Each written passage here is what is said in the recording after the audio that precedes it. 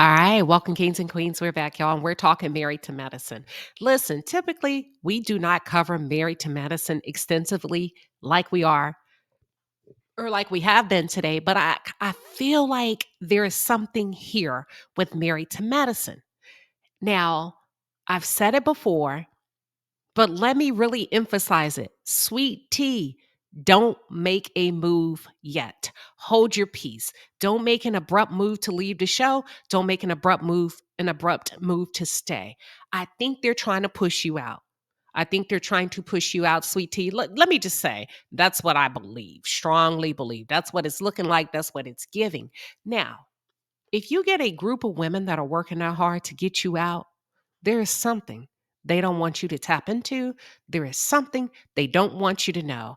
And sweet tea, I do believe that if you play your cards right as a new chick on the block, you are the young freshman on campus.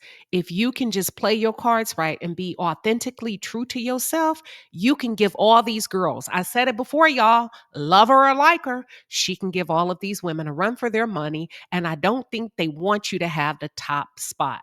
I don't think you've really settled into your influence and your power yet as a woman, as a woman.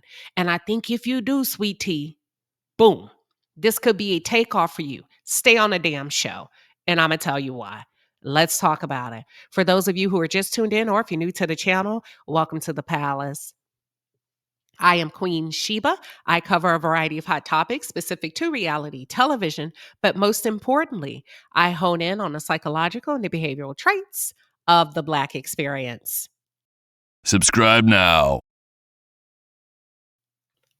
All right, so it seems like there was an attempt to throw a flag on the play and label sweet tea as being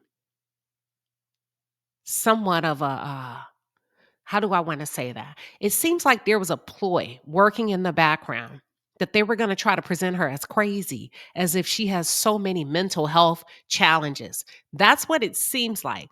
Now, I picked up on it initially when Toya did an interview, and I'm going to play it. And it seems like there was some play on some words. And I thought, nah, you're just reading too much into things, Queen Sheba. But you know what?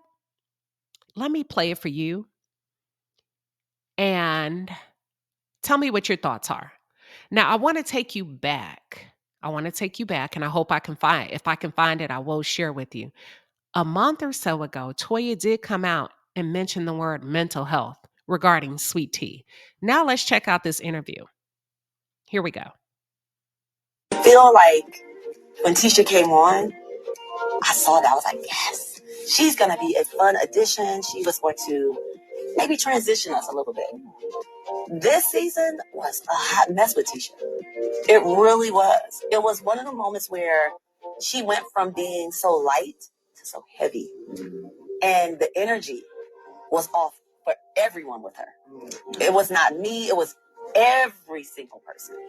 And I know when you sat down with her after the beach altercation and everything, you kept on wanting to be like, how are you don't speak for Greg, speak for you. And do you feel that is why this season she's been having that disconnect because she's not really authentically being herself? Yes, yeah. Absolutely. And I usually wouldn't like for people to put, that's perfect. Thank you. It really is, because that's exactly how I felt. I was like, I don't think she's having a disconnect because she's not being herself. I think she's disconnected because she realizes that she walked into a lion's den. Can we keep it real? She's losing herself. And it is a difficult place when you get married and you have children. Because I remember being at that place where I feel like when being at that place where I lost myself a little bit. I don't know. I mean, I'm not there. I don't film with Sweet Tea, but how can you say a woman that you really don't know, Toya, and that you're just getting to know is losing herself? I don't think you have that much stock invested in her. I don't think you've spent that amount of time to be able to say that because you don't really have enough intel, data to compare it to. She just pulled up. She just pulled up. So how can you say she's losing herself based on your experience of you losing yourself in your marriage? I don't know. Maybe she's going into protective mode where she's creating this wedge of protection around herself because she realizes that y'all are nipping at her heels like a bunch of hellhounds. and it's sad because that bubble, that light, it was like it just faded away. Yeah. Yeah. Did we see more of it at the reunion? Did she? Okay, so Toya's saying that basically she's insinuating that Sweet Tea went from being light to heavy. Yeah, y'all dimmed her light. The barrage of attacks will do that to anybody. She doesn't have a number two. Where there's two or more gathered in his name, there's strength in the midst of them. Contessa is there, but Contessa's not a strong number two. Mimi's there, but Mimi was fake as all outdoors. I saw that coming. I said, listen, Sweet Tea, Mimi cannot be an ally to you when she's jockeying for a position on the show. So you dimmed her light, and she's in survival mode amongst some heavy hitters that are very experienced in warfare. Her light ain't gone. It'll come back on as soon as she's establishes her dominance. It now ain't the time to be sweet and light. She get her light back? No, she was an idiot. Oh, how was she an idiot at the God, reunion? you're gonna have to wait and see. Oh my Wait, God. I really was an idiot. Sometimes I have to She interject. was even worse at the reunion. We were like, and it was just, did she know the theme? Oh, now they're talking about her dress. Now, Sweet Tea, you probably should have, they talking about your dress. You probably should have consulted with an expert that has ample amount of experience in dressing the housewives for reunions. Girl, you in Atlanta. I know a lot of you. Well, I don't know anything. Let me ask you, did you like the dress? I didn't. I didn't. I didn't like the look. I'm not saying she didn't look pretty. That's not what we're talking about. Was it the right selection for the reunion? You mean like style-wise or just the theme of a reunion? All of it. What's it? Head to toe. It's What supposed to be like a play off of Bridgerton, but Georgerton. And we were supposed to be in this beautiful garden. And she came, these knots. And I can say this because I was just like, where did that come from? Like, who designed this look? And then this dress looked like it was like part club, part prom. It was all, and then her energy again. She was mad at the world. Okay. She was mad at the world. And we were just, Come on, Toya. Come on, Toya. She ain't never had no fist fight on the show. And you have. Come on, Toya. Mad at the world. She's defending herself. Now, if everybody else who is Heavenly mad at? If Sweet Tea is mad at the world, who is Heavenly mad at? Who is Quad mad at? I think you're being unfair. And I think you're trying to paint a negative picture because she stood up to y'all. And I think it's unfair.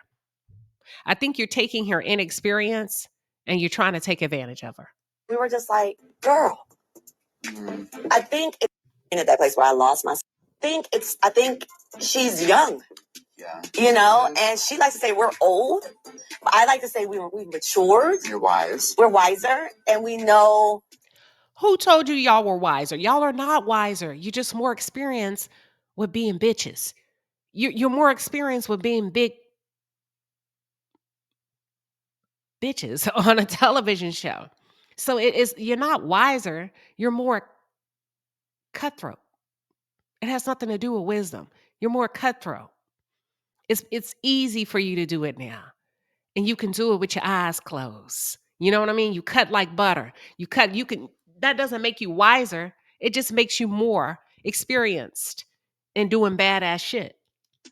Where to pull back because it's not going to take us to the positive place that you really want to be in. And so it's hard because it's like, how do you teach or you show or you help someone navigate friendships when they're still having a hard time navigating their marriage? I think she takes a back seat when it comes to Greg.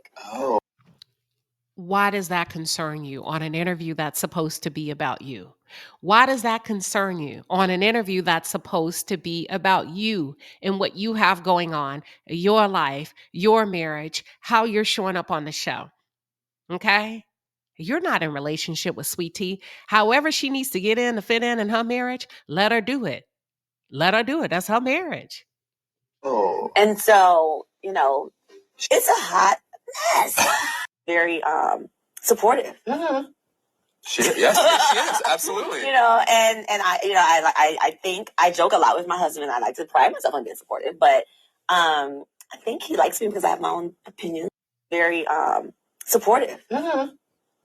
Yes, she is. Absolutely. And I think. I joke a lot with my husband. And that's it. That's with Toya, right? I don't like the picture that they're attempting to paint of Sweet Tea, that she just doesn't fit in. She's not the right girl. Because let me go to there's another clip that I found regarding Sweet Tea sharing that she found out that they were trying to set her up. Oh yeah, we're gonna talk about it. Let me find it. Let me find it real quick. She said they were trying to set her up as if Sweet Tea is setting the record straight, and this is compliments of the Jasmine brand. Sweet Tea is setting the record straight about her relationship with Married to Medicine newcomer Dr. Mimi. On Instagram, Sweet Tea opened up about her dynamic with Mimi, revealing that they were never actually friends, despite what viewers may have thought. They were never real friends. They were cast, and they were asked to invite them onto the show. So it sounds like Sweet Tea and Dr. Greg were asked to invite Mimi and her husband on the show. Sweet Tea also claimed that she heard through the grapevine that the producers wanted to paint her as quote unquote crazy by creating a storyline of her visiting Mimi's psychiatrist office. She continued, funny how some call themselves real friends, yet plan an entire season without even consulting you about what the plans are. I have to agree with you. I have to agree with you. That's what I said. Like when somebody wants your spot, and I'm not saying Mimi necessarily wanted you off the show, but Mimi wants on the show, right? So when somebody wants your spot, they're not going to look out for you. They're going to look out for themselves. They're going to look out for themselves. Sorry, that's just what it is. And that's what it seems like it's giving. Choosing to take control of her own narrative, Sweet Tea added, I choose to go my own route and film what was authentic to me, not anyone else's storyline. I think when I took a different approach, people didn't know how to handle that, so they grasped at anything to create a false narrative against me. What's y'all's take? What do you think? Do you feel like the ladies, listen, the ladies had in mind what they thought they were going to do because they keep attacking her age, they keep attacking her demographic and calling her country? Do you feel like, they thought maybe we got something for this young country bumpkin? Child, we can turn her every which way but loose, and we gonna do that. And she was like, no, ma'am. No, ma'am, Miss Pam. I think not. Do you feel like there's a possibility that's where all hell may have broken loose? She didn't want to go on to get on. She said, F your storyline. Not off my back. As you can call me country, and as country as I want to be, I can show you better than I can tell you. Don't sleep on me, baby, because I will not be your storyline. Mimi, I will not be your storyline. Heavenly, I will not be your storyline. Quad, get it how you get it. You just can't get it from me. And that makes sense to me. Mimi does need a storyline coming in, right? Coming in. And Mimi, you leaned heavily on that. You leaned heavily on that.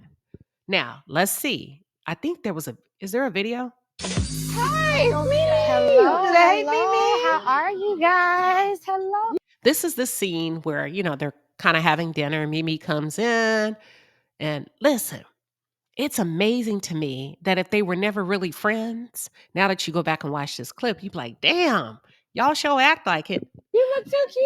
You so do Hey, you. what's going on, man? Look. I met Mimi and Steve through Gregory because Mimi is a fellow psychiatrist. Steve is a former NFL. So was all of this a lie? Did you really meet her through Gregory? Like, I need to know what's the tea. Or did you have to say that for the camera? Or is there any truth to your confessional? Player. They're just a big ball of fun. You better come on and give them a moment. I don't think I can play the entire clip without being flagged for copyright, but you get the gist of it. Yeah. So Bravo, I'm looking at one of the comments, and somebody said these fake friend introductions should just stop. Just like Portia wasn't really friends with Fallon. Now the narrative of her taking her friend's husband will forever live in perpetuity. All that just to bring someone new on the show. Just introduce the new folks and let it play out. I have to agree. Stop setting up these fake ass scenes where you're introducing these people as friends, because it doesn't make sense when the fallout occurs. The point I'm trying to make, it seems like they had a narrative in mind that they wanted to run regarding Sweet Tea. And when she got wind of it, she wasn't having it. She said, I'll take the ball. and I'll run this play the way I want to run this play as it relates to me and my likeness. It also seems that like the women are taking up issue with Sweet Tea for taking a back seat to her husband. I think she should.